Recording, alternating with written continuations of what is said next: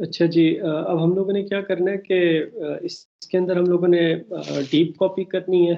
तो बेसिकली हम लोग क्या करेंगे कि पहले ऑपरेटर इक्वल टू को ओवरलोड करा लेते हैं। Operator equal to const queue T source, ठीक है। और अब हम लोगों ने क्या करना है कि ये जो डेस्टिनेशन क्यू है इसके लिए उतनी मेमोरी एलोकेट कर लेंगे जितनी हमारे पास सोर्स के अंदर है। उससे पहले हम लोग जो है वो असाइनमेंट ऑपरेटर है, तो इसके अंदर हमारे पास पहले से इसके लिए मेमोरी एलोकेट हुई होगी, तो उस पहले मेमोरी को हमें फ्री कराना पड़ेगा, ठीक है।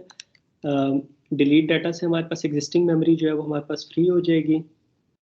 और फिर उसके बाद जो है वो हम लोग क्या करेंगे, size is equal to source dot size कर देंगे, और rear index is equal to source dot rear index कर देंगे, और front index is equal to source dot front index कर देंगे। ये हमारे पास हो गए 1 2 3, और चौथा वेरिएबल हमारे पास डाटा का है, तो data is equal to new data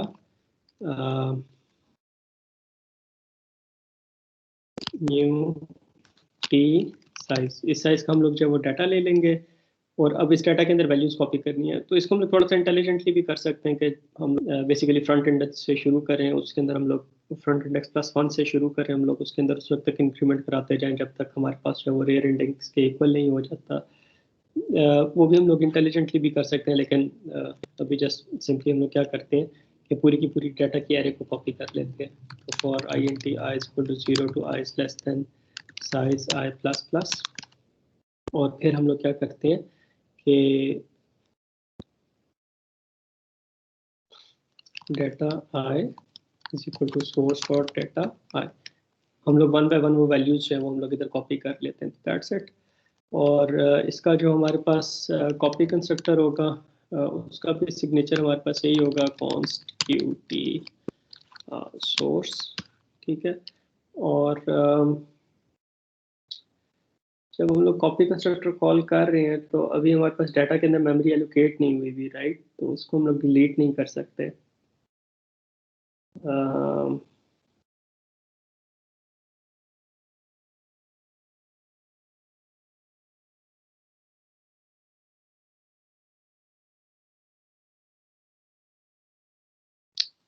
हम लोग सिंपली जो है वो जो बाकी जो काम है वो हम लोग उठा के इधर कर लेते हैं।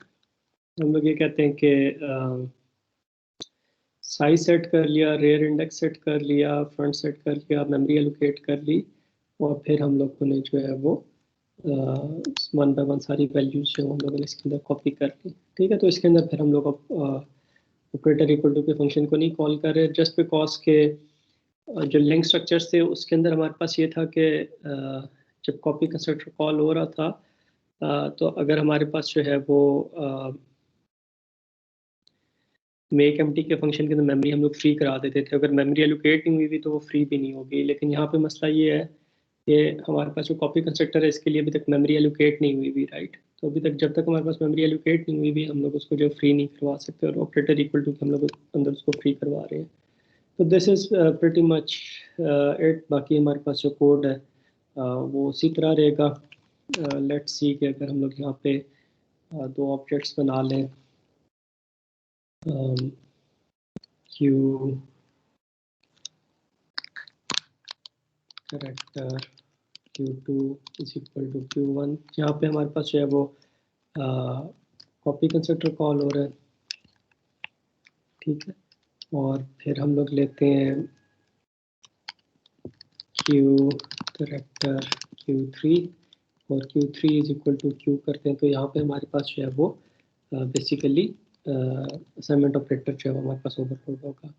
तो उसके बाद हम लोग क्या करते हैं कि ये Q को Q2 को और Q3 को हम लोग डिस्प्ले करा देते हैं। सिर्फ ये करते हैं कि Q2 के अंदर एक एडिशनल एलिमेंट पुश करा देते हैं, C तक था, इसके अंदर D पुश करा देते हैं, और जब Q3 इक्वल टू Q2 किया तो फिर हम लोग Q3 के अंदर E को जो है वो पुश करा देते हैं। तो पहली क्यू के अंदर हमारे पास खाली ए बी सी डिस्प्ले होगा, दूसरी के अंदर डी तक डिस्प्ले हो जाएगा, तीसरी में हमारे पास ई भी डिस्प्ले हो जाएगा। तो ये हम लोग जो है वो Q2 और फिर Q3 के लिए काम कर लेते हैं।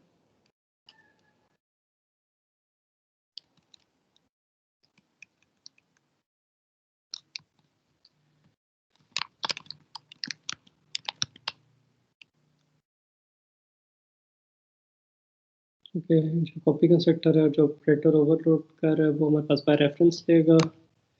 यहाँ पे मैंने भी इस चीज़ को नहीं देखा, आप लोगों ने भी इस चीज़ को नहीं आइडेंटिफाई किया।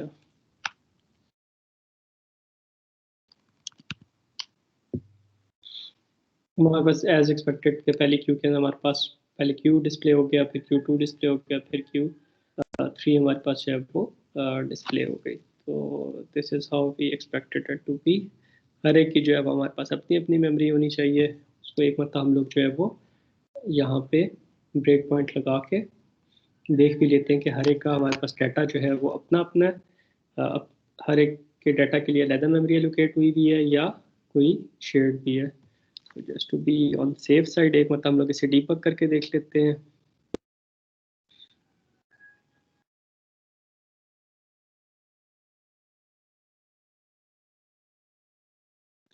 यहाँ पे देखेंगे क्यू का जो हमारे पास डाटा है उसके अंदर जो एड्रेस पड़ा हुआ है वो 0C0 है। Q2 के डाटा के अंदर एड्रेस जो पड़ा हुआ है वो 1D0 है।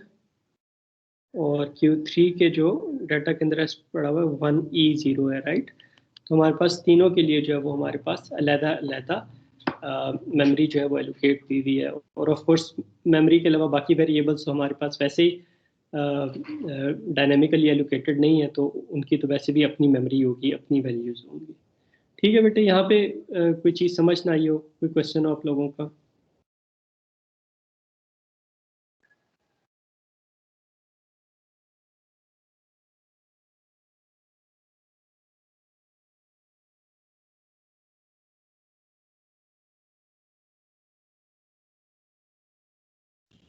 सर